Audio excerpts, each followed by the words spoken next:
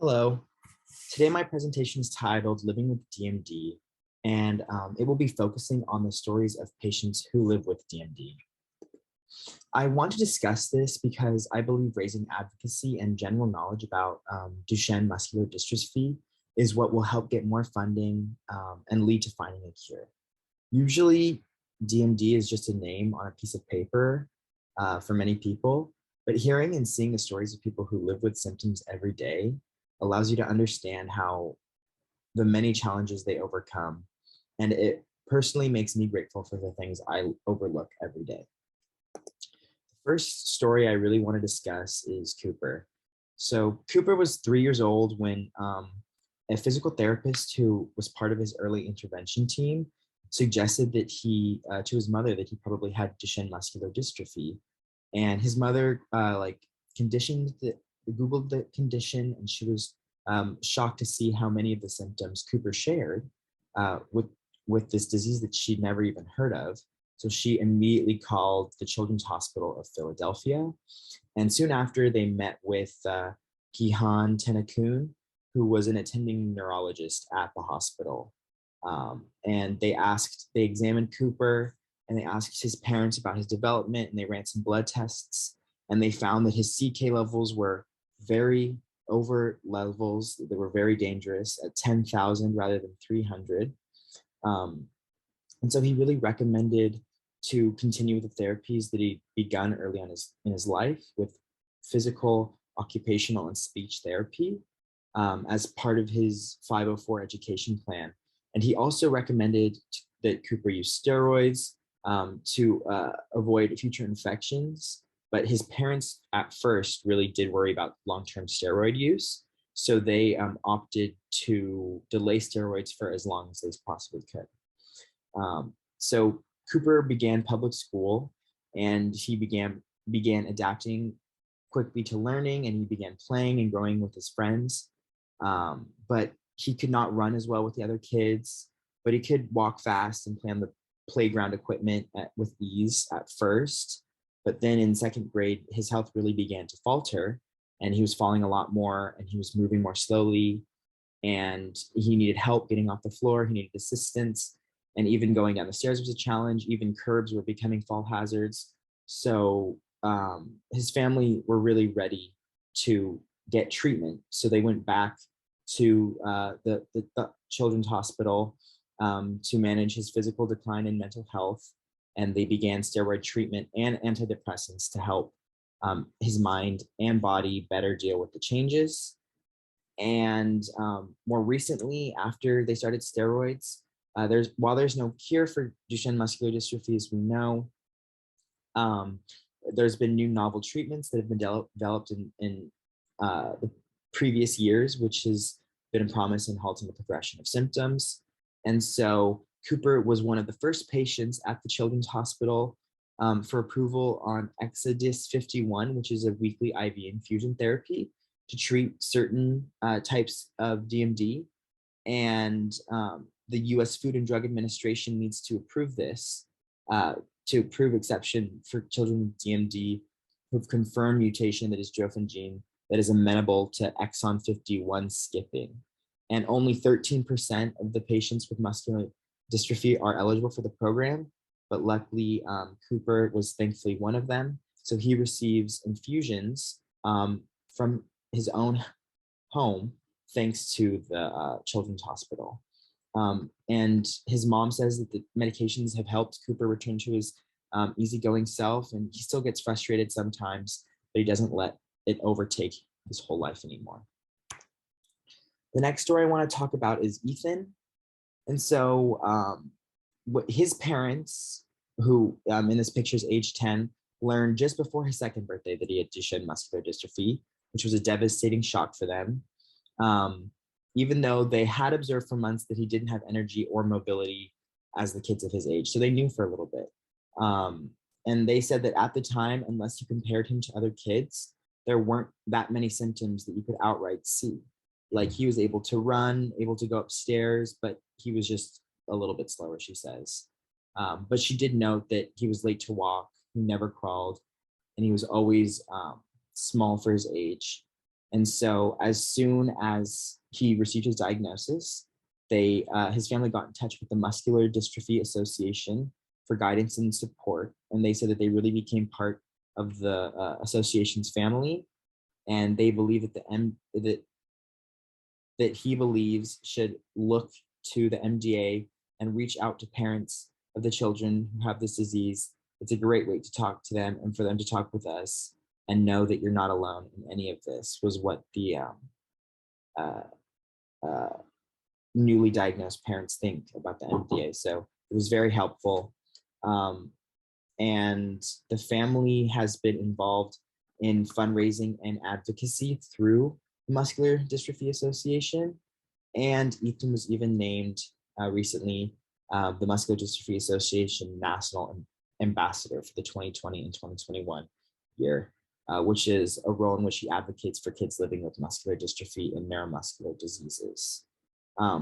Ethan is still walking, but he does get tired easily, and he sometimes uses a wheelchair, which he named Bumblebee after his favorite Transformer. And he said that he needs help with a lot of things, and he can't get up from a sitting position.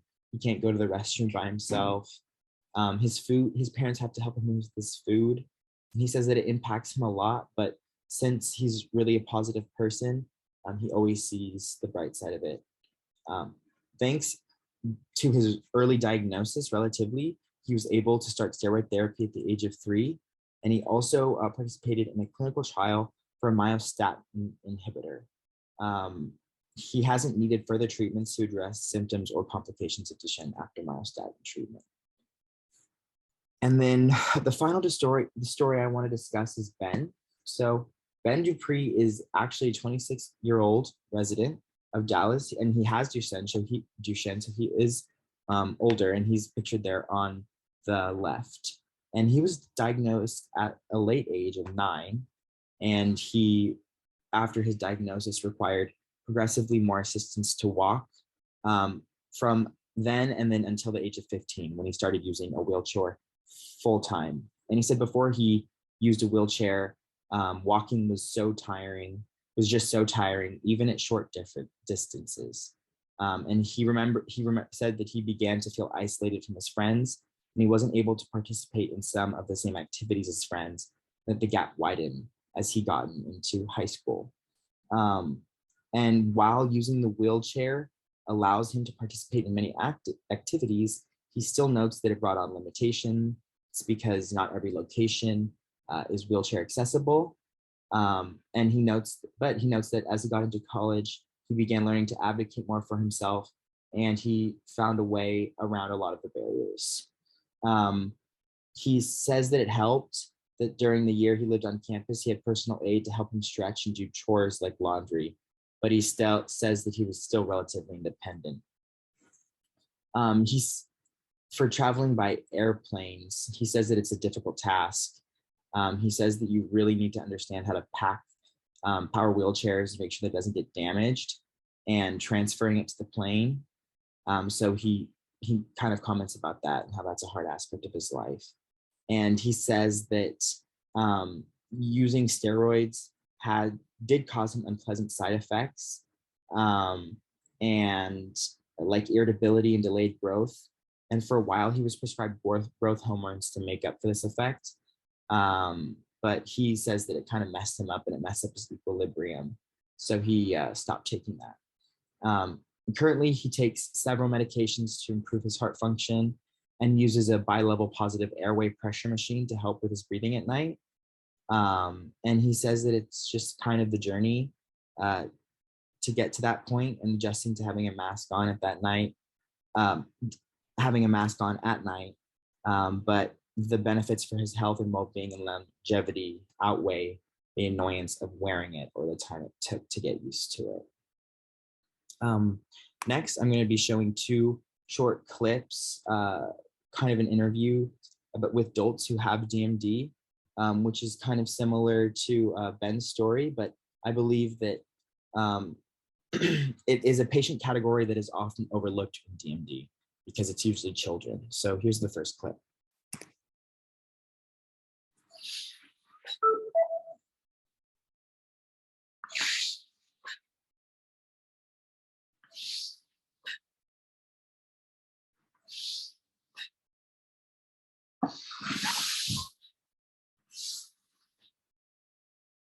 I like the fact that when I play computer games online, I feel like I can compete just as well as any other person in the virtual world.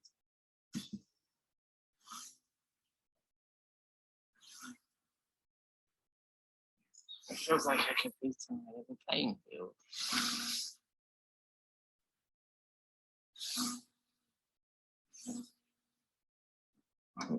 I would say modern technology has had quite a profound effect on my life.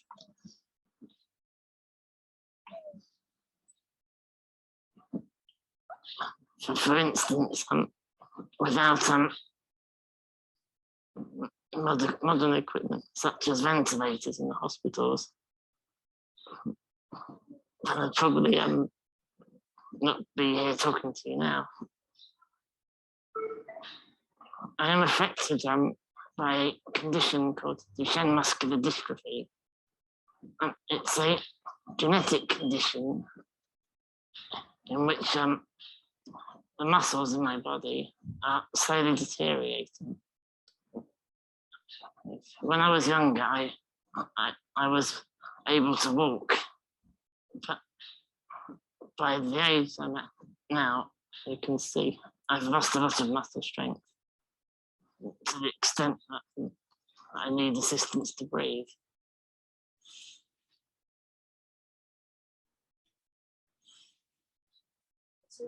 It's the ventilators that have saved my life in the past, but those such ones found in hospitals are huge bulky machines attached to the wall. So before they could bring out portable ones, I would have probably been stuck there. So I have my portable one. It's enabled me to be able to come home and continue family life, which is fantastic for me and my family. And another piece of technology that has been very good for me, say my wheelchair. It's given me an ability. I think without a wheelchair that controlled properly, I would either have to be pushed around or spend the rest of the time in bed, which would be no existence at all. So I would say my wheelchair is almost like an extension of me.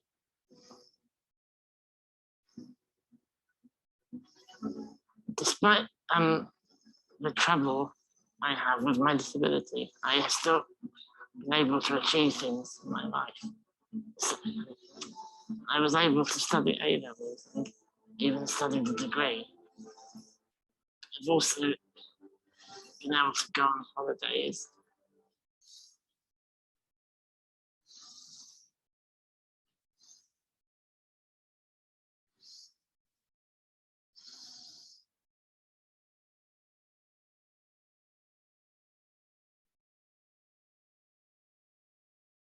And so really, I think these two videos and the stories I kind of shared with you, they show that even when living with DMD, adult and children, patients alike, they find ways to adapt to their situation and thrive and find happiness. And I think that hearing these stories and understanding these individuals' lives on a deeper level allows you to see their situation in a newish perspective in which maybe you didn't look at it before. And sharing stories like this humanizes patients with DMD, and it raises advocacy for research and their treatment. Thank you.